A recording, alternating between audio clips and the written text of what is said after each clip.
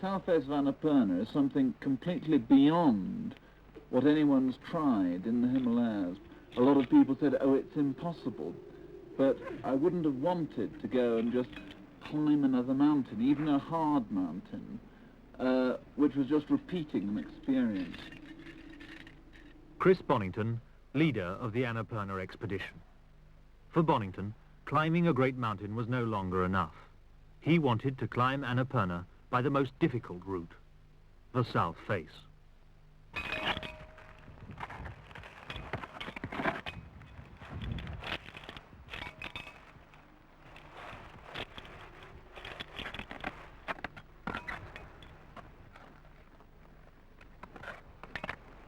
One or two good climbers have said about this climb, you know, it's suicide, but I think different climbs, bigger climbs every year, I think, has to be a must really. You can't just say I've climbed the Eiger, I've climbed the Matterhorn, I've climbed Everest and finish. It just doesn't finish there.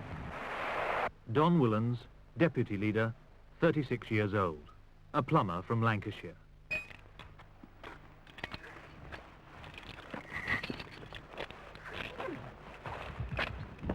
If climbing was completely safe, you know, I mean, if they found some way of stopping avalanches, or if you fell off backwards, you know, your wings sprouted out and you just flew back to your original position, then it wouldn't have the same attraction that it had before. But it's, I should imagine, for a car racer or a steeple jockey, he's taking calculated risks, which he knows that he can control. It's just the occasional time that something happens and there's an uncalculated risk, and this is the thing that generally kills people. Nick Burke, 28 years old, another northerner, a student at a film school.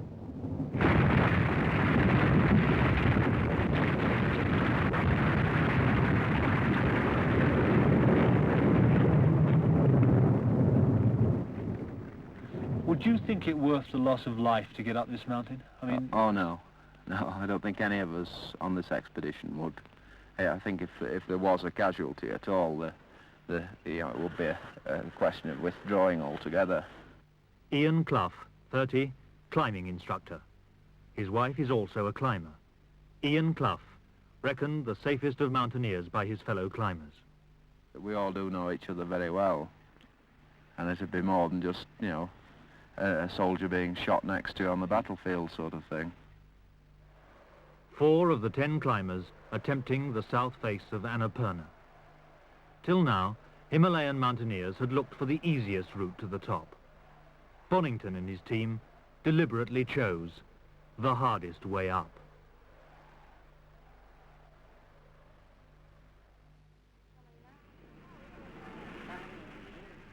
The Annapurna expedition arrives at Pokhara in Nepal. This was the strongest climbing team ever to leave England. 9 Britons and 1 American, all of them experienced on dangerous mountains throughout the world. None more so than the Scot, Dougal Haston, the first man up the perilous direct route on the Eiger. Are you professional? No, amateur. No amateurs could have attempted the South Face of Annapurna, rising 70 miles away from the airport to a height of over 26,000 feet.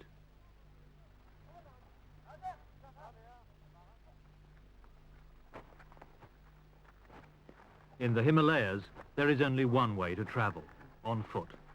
Only one way to carry, on men's backs. The expedition's porters were Gurkhas from West Nepal, an old recruiting ground of the British Army. They themselves formed a small army of 400 men.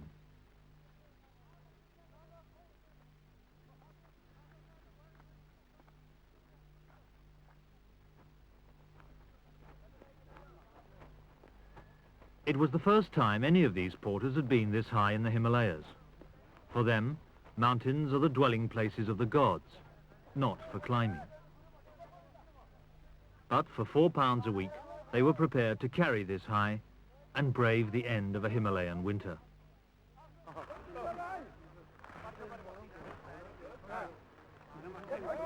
At the end of the 8-day march, the porters returned to their villages.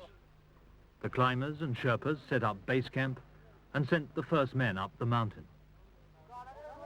For the first time, they could see Annapurna's south face plain, 2 miles high, dominating base camp at 14,000 feet. The south face was a wall of rock and ice of massive height.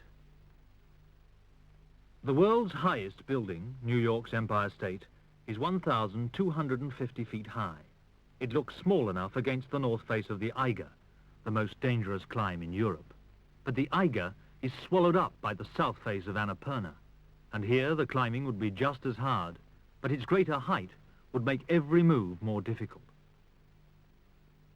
From base camp, the expedition planned to pick its way through 2 ice falls up to the first great obstacle on the face, the ice ridge.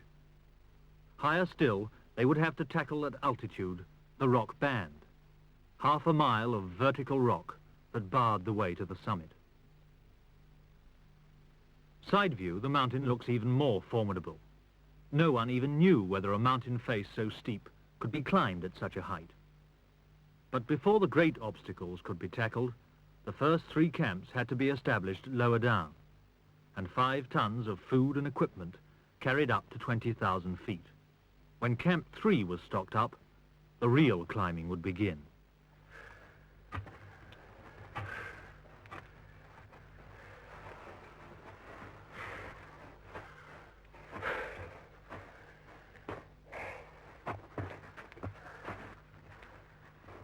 In early April, the 6 expedition Sherpas began to carry loads from base camp to camps 1 and 2.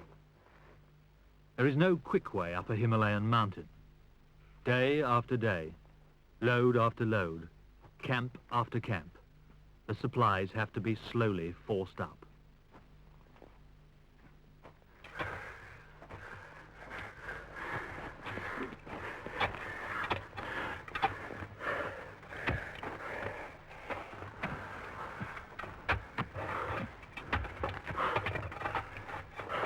The Sherpas live high on the slopes of Everest itself. They have worked as high-altitude porters since Himalayan expeditions started 50 years ago.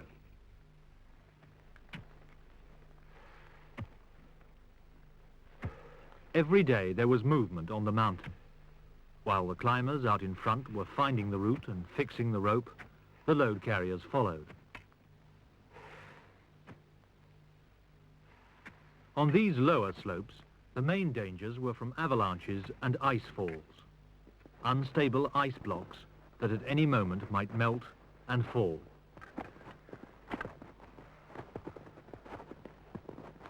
No one liked the journey under these ice cliffs below Camp 2.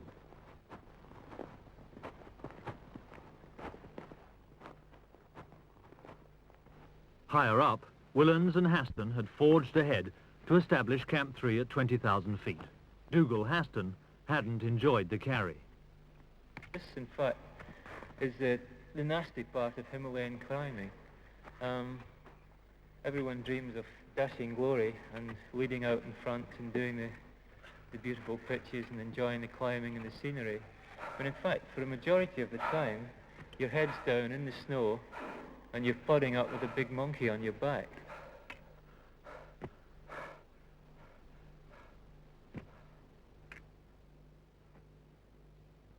The carry to Camp 3 at 20,000 feet took its toll as the climbers struggled to acclimatise to the thin air. Mike Thompson found it hard going. Most of the way it's up a very steep, well, up a fairly steep gully, up snow, so that it's, I don't know, about 40 degrees. And you just walk in the steps of the, if you're lucky, you're walking in the steps of the man in front. If you're unlucky, you are the man in front, making the steps. And there's nowhere very much you can get a rest. You just sort of lean forward on your ice axe and sort of wheeze for half a minute or so, and then plod on for a few more steps.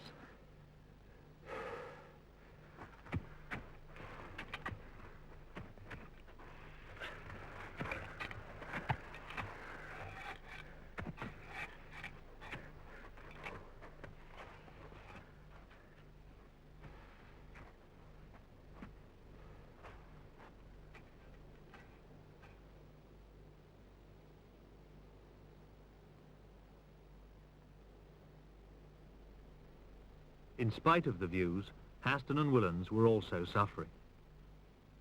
20,000 is a kind of crunch barrier where people really get knocked up on this expedition. Living at high altitude is dirty and uncomfortable. Don Whillans. When you wake up in the morning and the inside of the tent is all covered with thick frost, and then the sun strikes it. Well, you're waiting for the sun, but there's always a hitch somewhere. It melts all the ice, of course, and it drips all over you. And then after the first hour, when everything's nice and dry again, that's when you start to enjoy it. You can come out and walk around and have a look at all the peaks, and that's great. And then there comes the point where you got to put your sack on and start, and for the first 10 minutes, quarter of an hour, that's purgatory.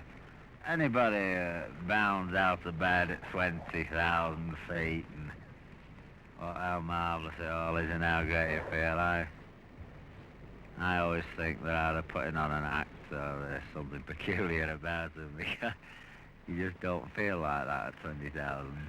And of course, there's all sorts of problems at that altitude. It's very difficult breathing-wise. The air's a bit thin on the ground, and you usually get severe headaches, vomiting, diarrhea, all sorts of things. Whillans and Haston, so different in character, were blending into an ambitious team, always happy to be in front. I don't think we'd really be going up there if we were suffering all the time. It'd be a bit of a futile exercise if you were just going up to suffer. It has its strange form of enjoyment.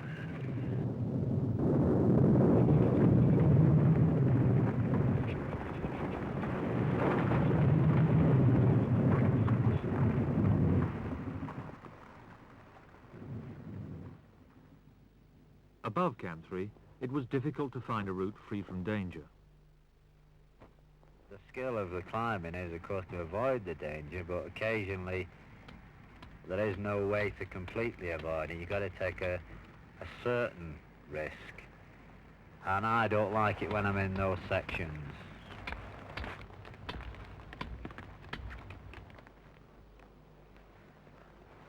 To be absolutely perfect, you shouldn't be in a dangerous situation if you've really got your job nailed down, but I'm prepared to take a certain amount of risk. But I don't like danger at all.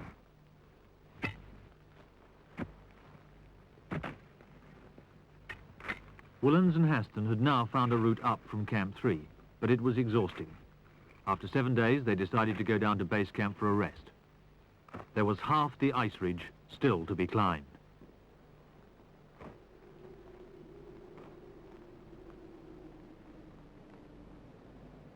From Camp 3, the route established by Whillans and Haston had to run along the top of the ice ridge. The ice ridge was 1,000 feet high, a series of towers whipped by the wind into a knife edge. The way was along the knife edge and over each tower. It would have been easier to climb round the sides, but dangerous.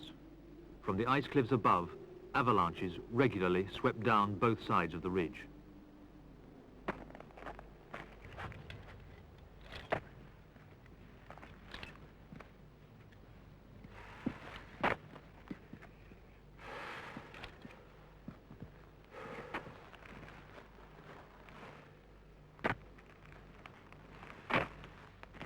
Clough and Chris Bonington took over on the ridge, and from now on, pair after pair of climbers took turns forcing up the route for 3 or 4 days until they were exhausted and replaced by a fresh pair.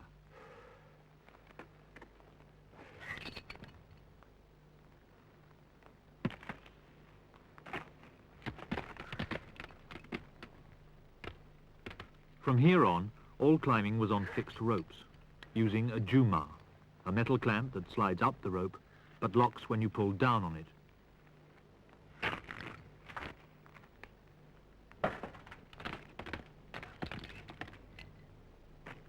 Just getting up the ropes fixed by the previous pair was hard enough at 21,000 feet.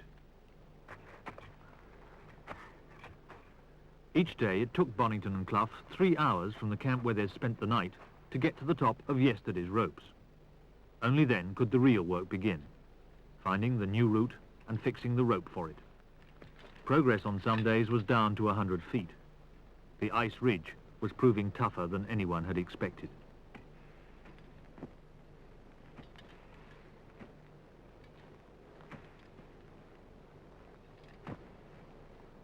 Resting down at base camp, Dougal Haston followed the climb with Whillans. The mornings here were warm, the living easy. It's a nice feeling looking up at the mountain from here and seeing someone else toiling for a change. It's lovely because all you see are these little white, little dark figures against the snow. And it looks as if everything's going so smoothly, and yet, you know, they're waist deep in snow and sliding off and sweating and struggling. Just sitting down here watching these little dots moving about, it's very nice. Waiter service here. It was now the turn of Nick Escourt and Martin Boysen to take over the lead on the ice ridge. Nick and Martin had just left Camp 4. See two small dots just above the site of Camp 4 on the Clough, round an ice bulge. That was the way that we thought would probably be the way.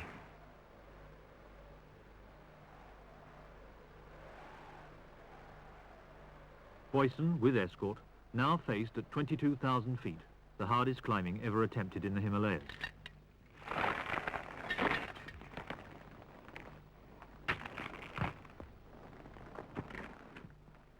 At this altitude, a climber has already lost half his strength, and there were other difficulties. Nick Escourt. Very often on ridges you can't see where you are going, because you can just see the next tower. You're always just climbing up one tower, and there's a bit of a ledge, and there's another one. And a lot of the time you can just see one tower ahead. It's very difficult to get an overall idea of where you are.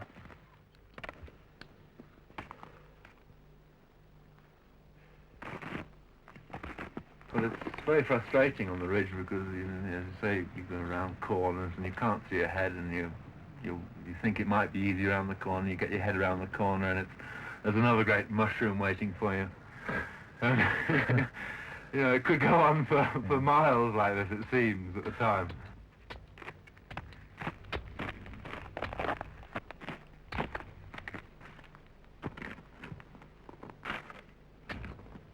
The climbing is quite enjoyable if it wasn't so tiring. Yeah.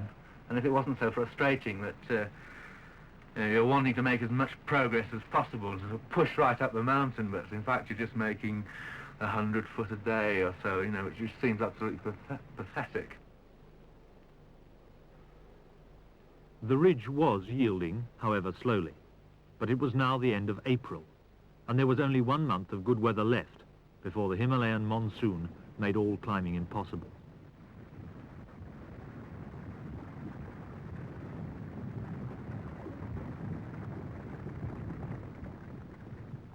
The route up the ice ridge was hard but safe. Boysen could watch the avalanches go by and even enjoy the view.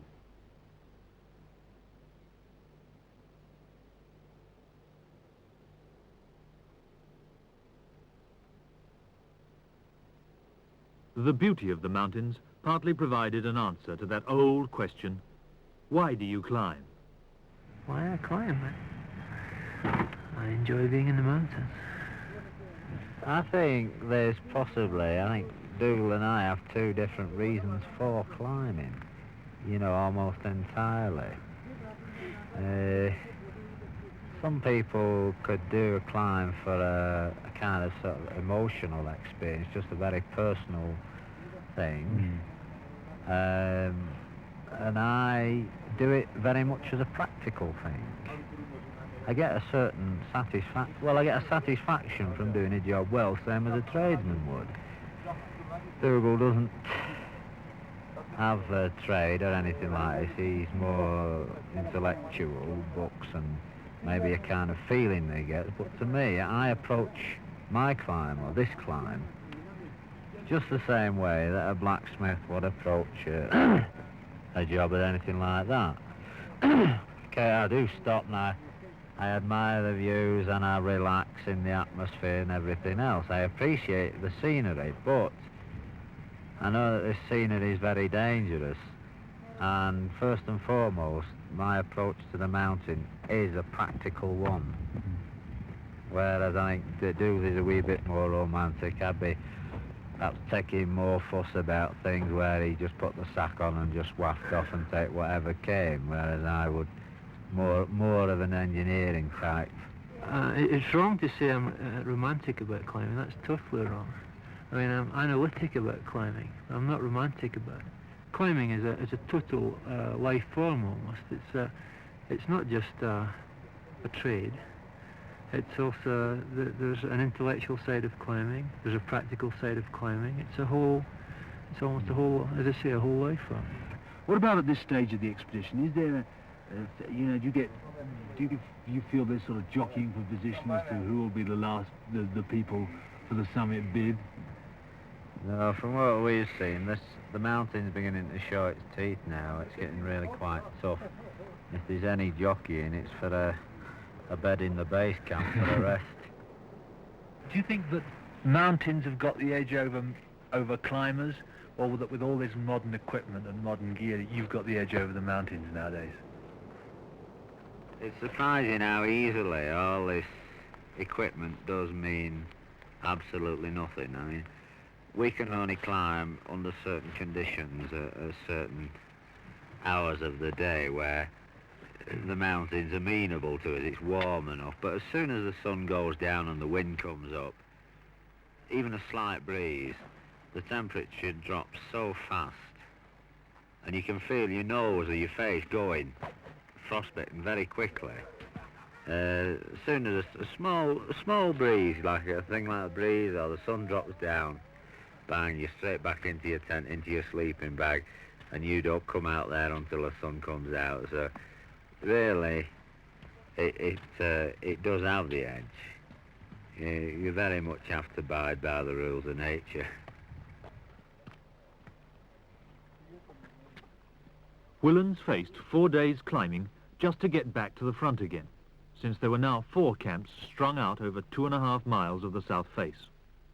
Camp 4 at 21,000 feet was now the highest camp, and from here, Escourt and Boysen had carried the route up until the ice ridge tapered off into ice too flaky to climb.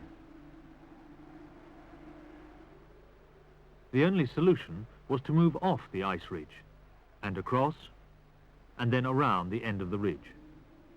After that, the way was open to move up and start gaining height again.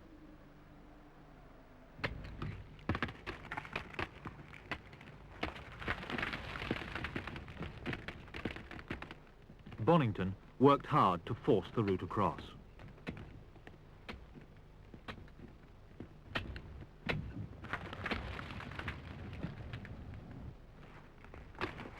The climbers called this section the Terrible Traverse.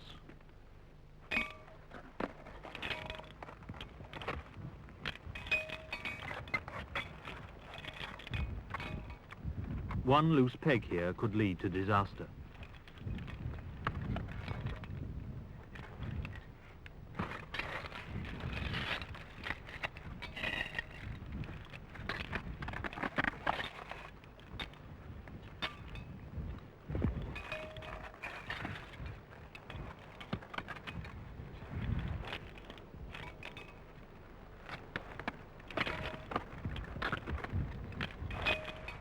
For 3 weeks, the climbers had seen nothing but the ice ridge in front of them.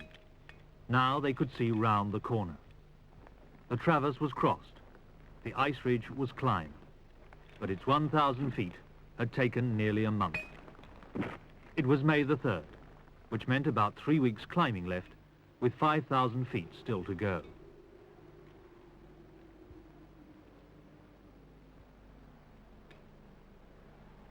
The next job was to find the site for Camp 5 and build up supplies there to tackle what could be the biggest obstacle of all on the way to the summit of Annapurna, the rock band.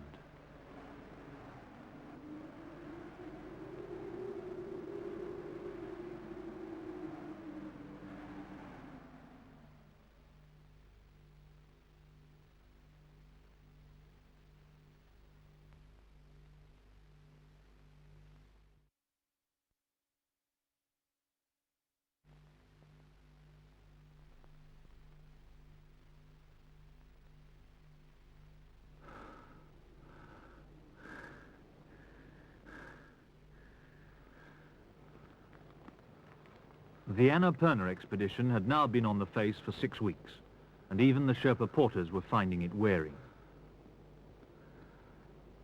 On other mountains, the Sherpas had carried right up to the summit, but on the south face, they could go no higher than 21,000 feet, because the climbing ahead was too difficult.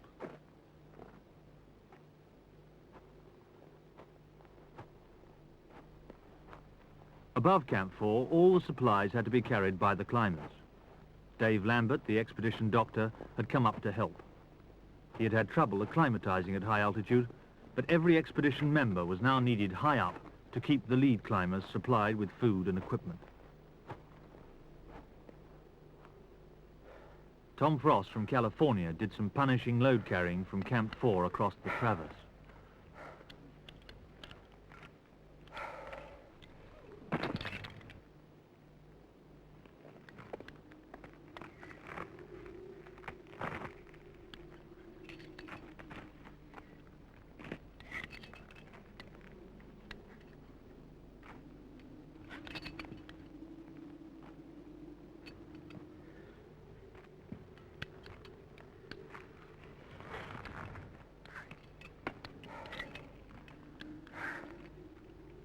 The Traverse was hard enough, but with a 35-pound load on your back, it was even more exhausting. After the Traverse was crossed, there was more punishment. A long, steep snowfield, which the load carriers had to climb, the whole of it threatened by 300-foot ice cliffs. The end of the carry, Camp 5, tucked in a crack at the foot of the rock band. Camp 5 clung to the great wall of the rock band. The rock band had to be climbed in the next 2 weeks if the expedition was to get to the top. The rock reared up for half a mile to 25,000 feet, ending in snowfields that led to the still distant summit.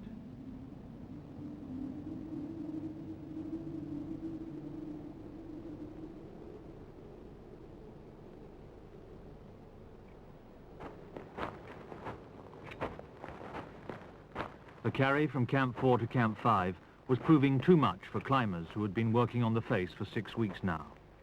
Mike Thompson had to come down to base camp. What's the matter with the leg, Mike? I just can't get them to work, but they don't seem to function very well. Good afternoon. What are they? Are they stiff, or are you just no control? Just completely knackered. I didn't think I'd make it here, actually. Where have you come down from? From 4. Oh. What have you been on, the 4 to 5 carry? Well, I was on it for a day, yeah. And he died. What is the actual carry from 4 to 5 like? Now it's going to be split, but if you do the complete carry, it's absolute killer. Set off at 8 in the morning and not back till 5 at night. How did it affect you? I didn't get there. We got to the Seracs, which are about 300 feet short of Camp 5. And I thought to myself, I'm going so slowly, I'm not going to get there, I'll leave my load here. So just decided not to go any further, to turn around. I just tied a loop in the rope and hooked my rucksack onto it. And I just leant onto the rucksack to have a bit of a rest. And then I felt fantastically sick and faint. And I started sort of shivering, and then I just passed out. And Mick was coming up behind me. He got up.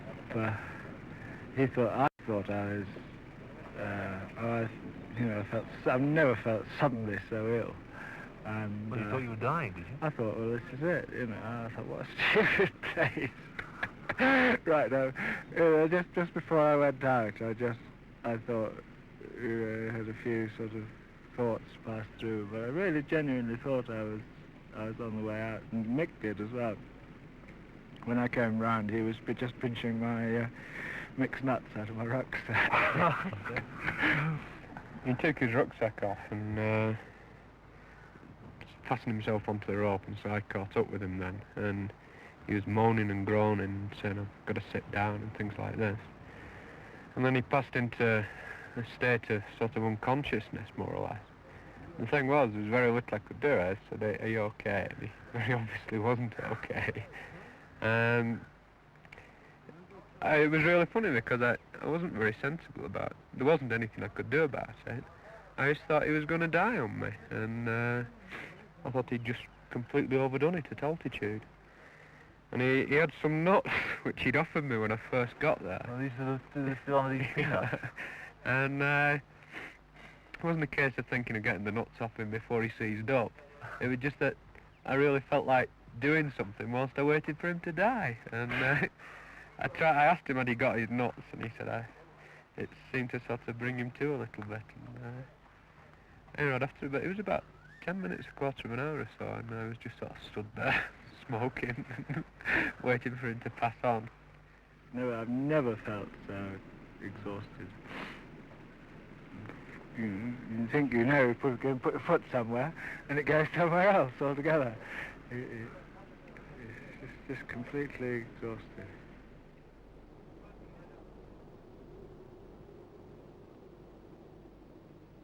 On the rock band, Burke and Frost took over the lead. At 23,000 feet, the air is thin. Anyone who had not got used to it would be unconscious in about 10 minutes.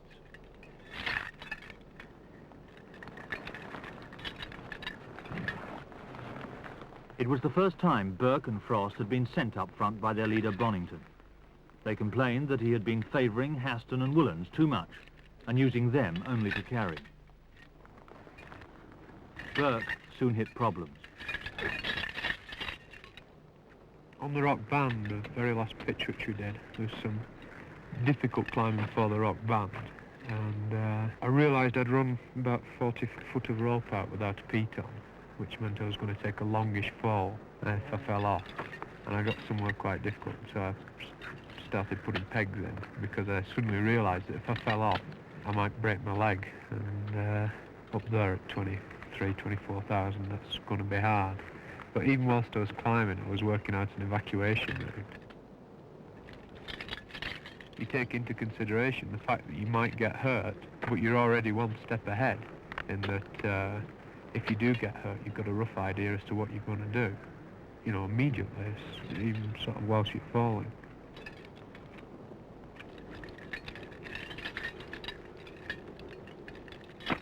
The environment is hostile, in that really people shouldn't be there. I mean, the lungs aren't strong enough to be in this position.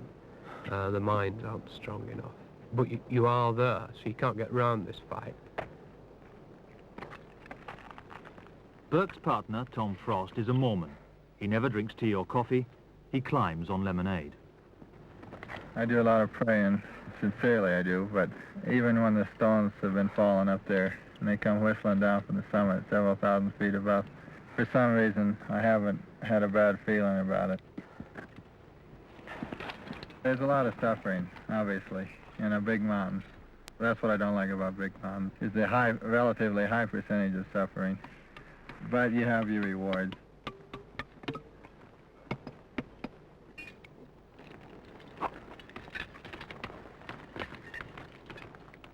You'll be climbing along and you'll think, oh God, I'm just absolutely knackered, I can't move up another foot. And yet, if you actually stop and think about it, you're not really anywhere near knackered. You know, I mean, you've got lots of strength left. What it is you feel sorry for yourself. You've been going at this for 6 hours now. It's your brain that's tired. The brain's tiring underneath the mental strain of forcing upwards, of not knowing. I mean, you're just completely isolated from the other 500 million people in the world. There's nothing that anybody in the world can do to help you. There's absolutely nothing. You're completely in charge of your own world.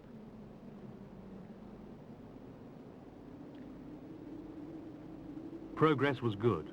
Burke and Frost had pushed halfway up the rock band in 5 days. The expedition was at 24,000 feet, but losing strength fast. How are you, Nick? Hi, Nick. Really? You look pretty tired. Where have you come from? Camp 4? Yeah, today. Nick Escourt's return left only Bonington at Camp 5 to carry supplies to the two men out front. I just didn't make it to yesterday, I just collapsed. Where? Well, at Camp 4. Whoa. What? It's so heavy. Not very heavy. Coming downhill. You're disappointed at having to come down, Nick? Yeah, I'm telling you. Oh dear. But there's no point in me staying up there. I wouldn't have been able to. I was just burnt out. What did it? The carrying? Yeah, I mean, I just done 3 weeks, about 21,000 is enough to burn anybody out. Martin Boysen had borne the brunt of the carrying high up with Escourt. They had no hope now of trying for the summit. How are you feeling? Whacked. Yeah. You, somebody said something about an infection you had, have you? Oh, well, it's just general rundown. Hands have all gone septic and everything. Oh. What, in the... Blisters and things. Yeah. All gone At the end of the fingers? Yeah, it just makes it painful to do anything. What about the frostbite? What about the feet? Oh, they're painful as well. Yeah. Taken altogether, it's by far the hardest thing I should think that I've ever been on. I should think there's ever been anyone's ever done. I should think. I can't think there's much to equal it. Things are a bit desperate just at the moment. This weather, you know, it's just... Is the weather bad up there now? Oh, it's shocking, yeah. What sort of weather are you having? I mean, what in the day? What's the pattern? Well, an hour or two of sunlight in the morning, and then it clouds in, and you've got snow, spindrift, all the time, and very, very cold. Are you a bit disappointed at having to come back at this stage when the summit looks sometime, well, days off now?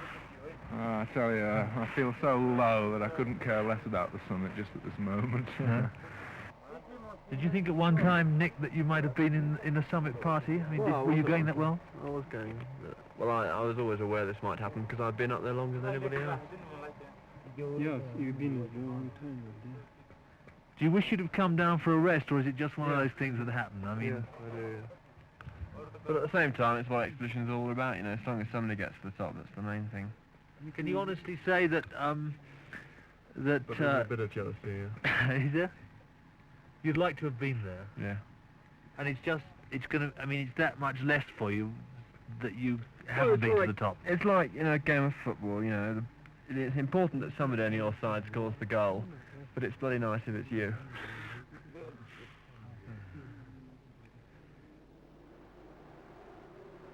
High on the face in the last week of May, Whillans and Haston were pushing up from 24,000 feet, where they'd established Camp 6, to try to find a route to the summit.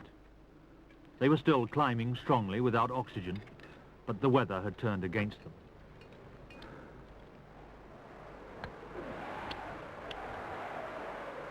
The monsoon, due in June, looked as if it had arrived early.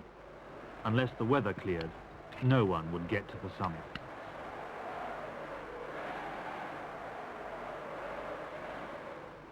The outlook was bleak when I spoke to Bonington on the radio. How are Don and Dougal now up there? Are they in a position to move on, or are they short of supplies because of the weather? They are short of supplies. The trouble is that we've had to push this final summit attempt at the end of a long, hard grind when quite a number of the members of the team have inevitably had to go down for rest and are just about finished. The weather is quite indescribably bad up there. The wind gusts were very, very fierce, desperately cold. Until the weather improves, we can't make a move. Never.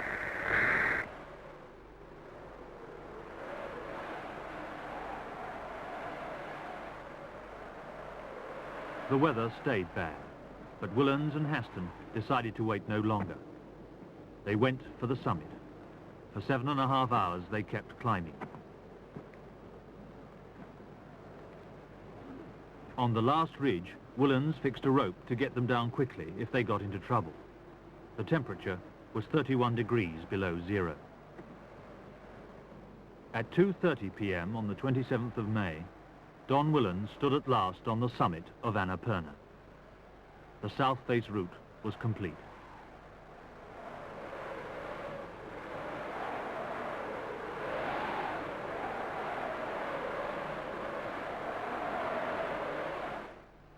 Whillans and Haston returned to Camp 6 to break the news on the radio. Hello, all South Face of Annapurna. This is Camp 6. How can you reach me? Over. Hello, Camp 6. This is Camp 4. How did you get on today? Over. Well, we had some good news for you, sir. That 2:30 this afternoon, following the lake to the summit of the mountains. Over. Dougal is really fantastic. It's tremendous. I just can't say how glad I am. It really is terrific.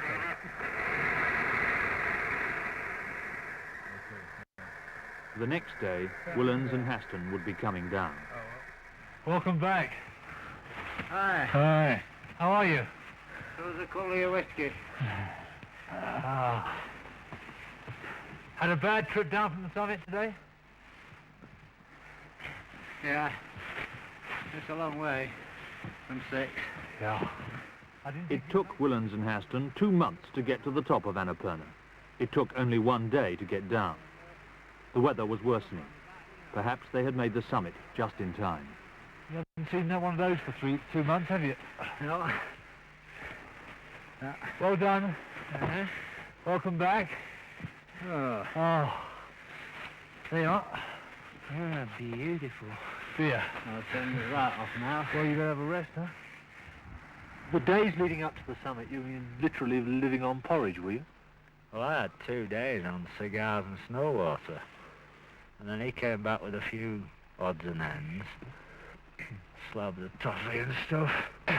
And then he had some porridge. Kept having a different flavour. He brought a bit of jam. We had a jam-flavoured porridge. And we had a mint cake flavoured thing. And then we had a rum fudge or something flavoured porridge. So it was basically just porridge with variation. Yeah, it was porridge twice a day. Do you feel that it was a sort of last-minute effort, your bid, before the weather really closed in and stopped all climbing? Yeah, it could have been. We had the feeling that the weather was really crawling up on us when we were sitting in Camp 6 waiting and stuff going. And it was a snatch. Yeah. Was there any moment up there when you thought you wouldn't make it, when you thought that people had just run out of steam and that there wasn't enough coming up to you to really do it? That morning, I woke up. Unusual for me. I'd been thinking all night, and I said a few things to Dougal, which, he said, there seems to be the end of the road, the crunch bit. We do it or we don't. We get our finger out. And, Dougal had been in favour of this dash, but I'd not been in favour of it. As a last resort, I was going to do it. But when I got up that morning, I thought, well, this is it. It's last resort morning. Got up very early. It was fantastically cold. Very hard to avoid frostbite, We're actually going very well. No oxygen? No. And you didn't feel the need for oxygen? Well, it wasn't there anyway. Oh, you had no oxygen? No. There was nobody carried up from Camp 5 to you? Nobody. Everybody was really pushed and there was just nothing coming up. So we just went for the summit, and I reached the ridge. It was blowing a howling gale. I just sat there and waited for him to pop over the top, and walked onto the summit, which was just only a few yards away, just a high point on a ridge of ice, and he took some film, and then he went onto the top, and I took a bit of film. And when you were at the top, was there any elation on your part? There was very little elation because, as I explained before about climbing, you've got to get down, and we still, because of being beaten back 2 days beforehand, really bad weather. I think that was in the back of both of our minds. And I think the first moment of real elation was when we sat back in the tent at Camp 6. Yeah, he was quite chuffed with himself then. What did he say then? Or what did he do? That He said, I feel slightly high. 2 days later, May the 30th, 5 climbers had been left on the mountain to bring down equipment. Now they were expected back at base camp. There was 1 chicken left for the victory dinner.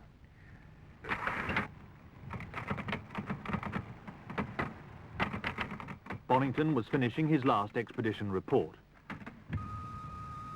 The base camp manager, Kelvin Kent, was sending the news to the outside world. Text reads, the British Annapurna South Face expedition reached the summit of Annapurna 1 on 27th of May. I say again, figures 27 May at 14:30 hours local time. Stop. The summit pair were Don Whillans and Dougal Haston. Stop. Roger so far, over. They left Camp 6.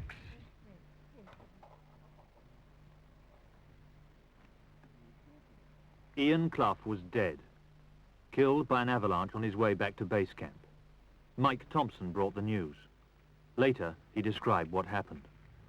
We'd just turned down the slope away from the ice cliff when it was this huge block of ice that suddenly fell. And suddenly there was a tremendous roar as it started to fall. And I suppose we only had about 2 or 3 seconds to do anything at all. We were absolutely directly in the line. We couldn't have been, it's almost as if it was deliberate, as if, you know, there was a charge there and it was just detonated at exactly the moment.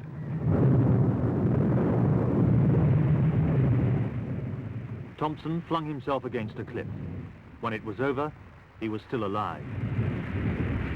The scene had completely changed. There was just a huge tumbled mass of blocks of ice, the size of cars, just all piled up.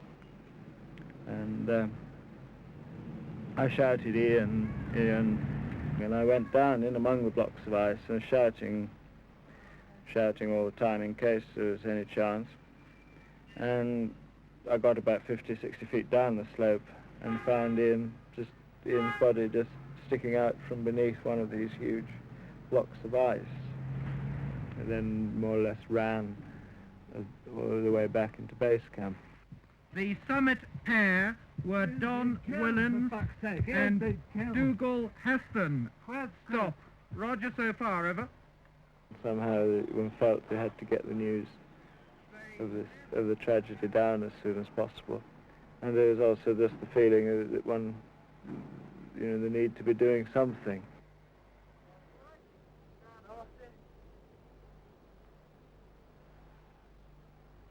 A lump of ice as big as a house killed Ian Clough.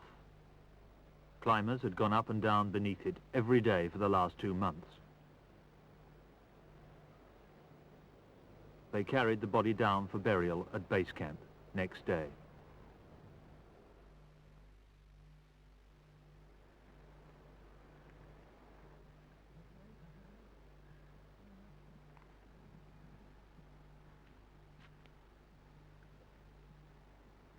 Ian Clough was buried at base camp on May the 31st, the day the expedition was to leave Annapurna.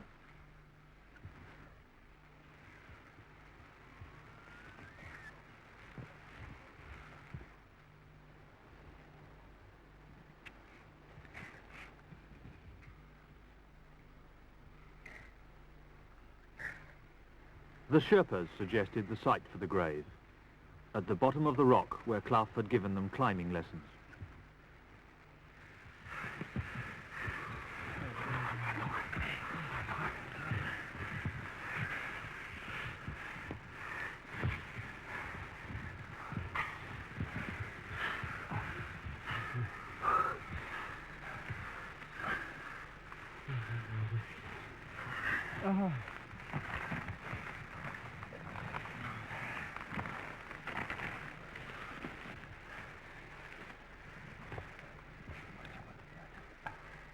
I should just like to say a very few words about Ian.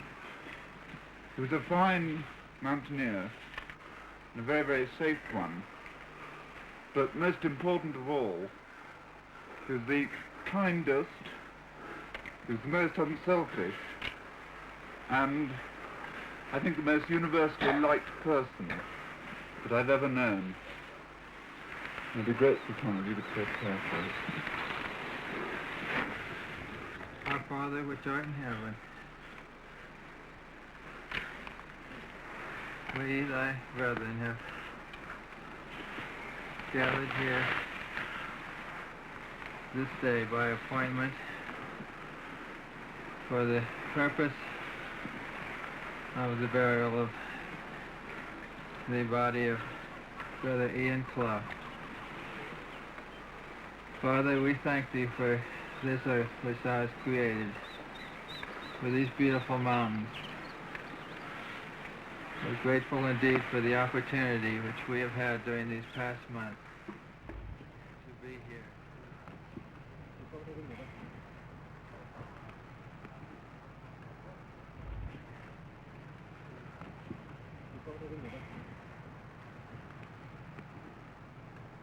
That Clough had died after the South Face had been climbed made it even more bitter to accept.